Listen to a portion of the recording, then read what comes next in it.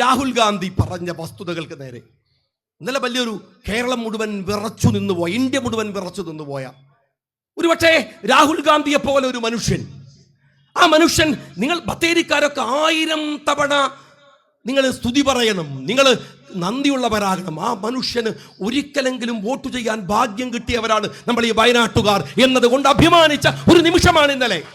ഒരു നിമിഷമാണ്. എന്ത് മനോഹരമായിട്ടാണ് അയാൾ ആ പവർ പോയിന്റ് പ്രസന്റേഷൻ നടന്നത്. നിങ്ങൾ ഓർത്തു നോക്കൂ, ഒരുപക്ഷെ മൈക്രോസോഫ്റ്റിന്റെ സിഇഒ, അതല്ലെങ്കിൽ ഇന്ത്യയിലെ ഏതെങ്കിലും മികച്ച ഒരു IT കമ്പനിയുടെ സിഇഒ, അയാൾക്ക് പോലും അത്രമേൽ മനോഹരമായി ആ പവർ പോയിന്റ് പ്രസന്റേഷൻ നടത്താനാവില്ല. എക്സലന്റ് ആയിട്ട് അദ്ദേഹം പറഞ്ഞ വസ്തുതകൾ അവസാനം ചോദിക്കുന്ന ഒരു, എന്നിട്ട് ഇതൊക്കെയും പറഞ്ഞ് ഓർക്കണം നിങ്ങൾ, ഗുജറാത്തിലെ തെരഞ്ഞെടുപ്പ് കഴിയുമ്പോ ആ മനുഷ്യൻ കഴിഞ്ഞ തെരഞ്ഞെടുപ്പ് കഴിയുമ്പോൾ പറയുന്നുണ്ട് ഇവിടെ കള്ളത്തരമുണ്ട്.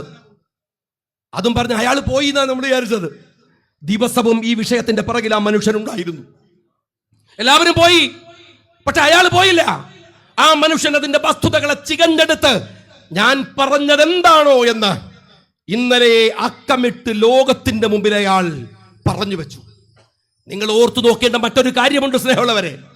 അത് പറയുമ്പോ അയാൾ പതറുകയല്ല, കൂടുതൽ കരുത്തോടെ. എന്നിട്ട് വൈകുന്നേരം മുസ്ലിം ലീഗിന്റെ നേതാവ് സാദിഖ് അലി ശിഹാബ് തങ്ങൾ, കുഞ്ഞാലിക്കുട്ടി സാഹിബ് അടക്കമുള്ളവർ ഇന്നലെ അവരെ അടക്കം വിളിച്ചു വരുത്തി ഇന്ത്യ മുന്നണിയിലെ ആളുകൾക്ക് രണ്ടാമതും വിശദീകരിച്ചു കൊടുത്തു. എനിക്ക് ഒരുപാട് ഇഷ്ടം തോന്നിയ ഒരു കാര്യം എന്താണെന്നറിയോ? എല്ലാവരോടും രാഹുൽ പറയുന്നുണ്ട്, ചോദിച്ചോളൂ, ചോദിച്ചോളൂ. നിങ്ങൾ എന്നോട് ചോദിക്കുമ്പോൾ എനിക്ക് കൂടുതൽ ക്ലാരിറ്റി കിട്ടും. അങ്ങനെ പറയാൻ ആർക്കാ എൻ്റെ സഖാവെ കഴിയുക? കേരളത്തിൽ നിങ്ങളുടെ ഒരു ഇന്ത്യയിലെ ഏക കമ്മ്യൂണിസ്റ്റ് മുഖ്യമന്ത്രി ഇവിടെ ഉള്ളത് വേറെ ഇല്ല. അയാളാണെങ്കിൽ ഒരു സാധാ മുഖ്യമന്ത്രിയില്ല, ഇരട്ട ചങ്കുണ്ട്. അങ്ങനെയുള്ളൊരു മനുഷ്യനോട് എന്നോട് ചോദിക്കൂ എന്ന് പറയാനുള്ള ഒരു നട്ടല്ല മനുഷ്യന്റെ നടുപ്പുറത്തോ, അത് പറയാൻ ഒരു ചങ്ക അയാളുടെ അടുത്ത്, ഒരു അരച്ചങ്കെങ്കിലും നിങ്ങൾ എപ്പോഴെങ്കിലും കണ്ടിട്ടുണ്ടോ? എനിക്ക് തമാശ തോന്നിയ സാധനമൊന്നുമല്ല. ഇന്നലെ ആ മീറ്റിംഗ് നടക്കുമ്പോൾ MA ബേബി അതിൻ്റെ മുമ്പിൽ ഇങ്ങനെ ഇരിക്കുന്നുണ്ട്. സംഗതി തറക്കടില്ല, ഞങ്ങൾ പിന്തുണ കൊടുത്തലൊക്കെ സന്തോഷമുണ്ട്. പക്ഷെ എന്നാലും പറയാതിരിക്കാൻ പറ്റില്ലല്ലോ. ബേബി ഇതൊക്കെ അങ്ങനെ വിശദീകരിക്കുമ്പോൾ രാഹുൽ ഗാന്ധിയുടെ മുമ്പിൽ ഇരിക്കുന്നത് ഒരു നിസ്സംഗമായിട്ടാണ്. ഇതൊക്കെ എന്ത്, അതിനേക്കാളും വലിയ തട്ടിപ്പടത്തിയിട്ടല്ലേ നമ്മൾ ജയിച്ചു വരുന്നതെന്നാണ്. മെഞ്ഞാനാണ് വയനാട്ടിലെ കണ്ണൂർ യൂണിവേഴ്സിറ്റിയുടെ ചരിത്രത്തിൽ ആദ്യമായി വയനാട്ടിലൊരു പ്രതിനിധി ഉണ്ടായ ദിവസമാണ് മെനഞ്ഞാന്ന് കണ്ണൂർ യൂണിവേഴ്സിറ്റിയിൽ. ഞാൻ ആ കുട്ടിയെ അഭിവാദ്യം ചെയ്യുകയാണ്, KSUവിനെയും MSFനെയും അഭിവാദ്യം ചെയ്യുകയാണ്. പക്ഷേ ആ കുട്ടി അവിടെ നിൽക്കുമ്പോൾ അവരുടെ പേപ്പർ ചുരുട്ടി ഓടിയൊരു പെണ്ണിനെ കണ്ടിരുന്നങ്ങൾ SFI കാര്യത്തിന്.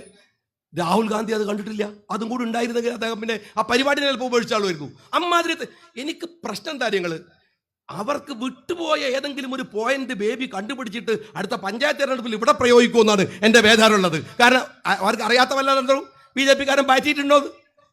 ഞാൻ നിങ്ങളോട് പറയുന്നു, രാഹുലിനെ എല്ലാവരും, ഞാനടക്കം എല്ലാവരും പൊതുപ്രവർത്തകർ പഠിക്കേണ്ടുന്ന, മാതൃകയാക്കേണ്ടുന്ന ഡിവോഷൻ എന്ന് പറയുന്നത് രാഷ്ട്രീയത്തിൽ എന്താണെന്ന് ഞങ്ങൾ അഭിമാനിക്കുന്നു. ഇന്ത്യ മുന്നണിയുടെ ഒരു ഭാഗം എന്ന നിലക്ക് എല്ലാ വിയോജിപ്പുകളും ഒരു കോൺഗ്രസ് പാർട്ടിയോട് ഉയർത്തുമ്പോഴും ആ കോൺഗ്രസ് പാർട്ടി സമീപകാല ഇന്ത്യൻ രാഷ്ട്രീയത്തിൽ ഉയർത്തുന്ന നിലപാടുകളെ ഞങ്ങൾ അഹമഹിമികയാ പിന്തുണക്കുകയും അവരുടെ പോരാട്ടങ്ങളുടെ കൂടെ ഞങ്ങൾ എല്ലാവരും ഉണ്ടാവുമെന്ന് ഉറക്കെ പ്രഖ്യാപിക്കുകയും ചെയ്യുകയാണ്. കാരണം അദ്ദേഹം നടത്തിയ പോരാട്ടം അത്രമേൽ വലുതാണ്.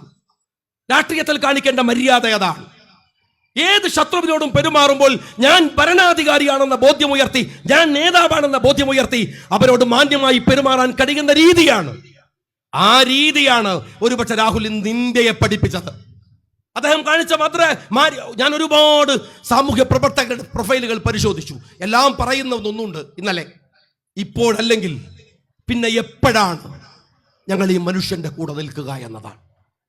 നമുക്ക് ഉറപ്പിച്ച് ഞാൻ എല്ലാവരോടും പറയുന്നു, ഈ ജനാധിപത്യ പോരാട്ടങ്ങളുടെ തിളക്കമായി നമുക്ക് ഈ രാജ്യത്ത് നിൽക്കാൻ കഴിയുന്ന ഒരു ആർജവമുണ്ട്. ഫാഷിസ്റ്റുകൾക്കെതിരെ പൊരുതാൻ നമുക്ക് അതിശക്തമായ ഒരു ദേശീയ നേതൃത്വമുണ്ട്. എല്ലാ ഇന്ത്യ മുന്നണി എന്ന് പറയുന്ന കരുത്തുണ്ട്. ആ കരുത്തുകൾക്കിടയിൽ പൊരുതുമ്പോഴും കേരളത്തിലെ CPM-കാരോട് ഞാൻ പറയട്ടെ, നിങ്ങൾ ഈ ചെയ്യുന്ന നെറികേടുകൾ ഈ രാജ്യത്തിലെ ദുർബലരോട്, പാവപ്പെട്ടവരോട്, അധസ്ഥിതരോട്, ദളിതരോട്, മനുഷ്യരോട് നിങ്ങൾ ഈ കാണിക്കുന്ന നെറികേടുകൾ ചോദിക്കാൻ കഴിയുന്നവർ ഈ ഗ്രാമങ്ങളിൽ നിന്ന് ഉയർന്നു വരുന്നുണ്ട്. പീപ്പിൾസ് ഓൾട്ടർനേറ്റീവ് എന്ന് പറയും. ഒരു കാലത്ത് അത് അശക്തമായ ഒന്നാണ്, ജനങ്ങളുടെ പകരം വെക്കൽ. ടിന ടിപ്പ എന്ന് പറയാറുണ്ട്. There is no alternative. അതാണ് ഫാഷിസ്റ്റുകളുടെ മുദ്രാവാക്യമെങ്കിൽ ടിപ്പ എന്ന് പറയും, ദർ ഇസ് പീപ്പിൾ ആൾട്ടർനേറ്റീവ്.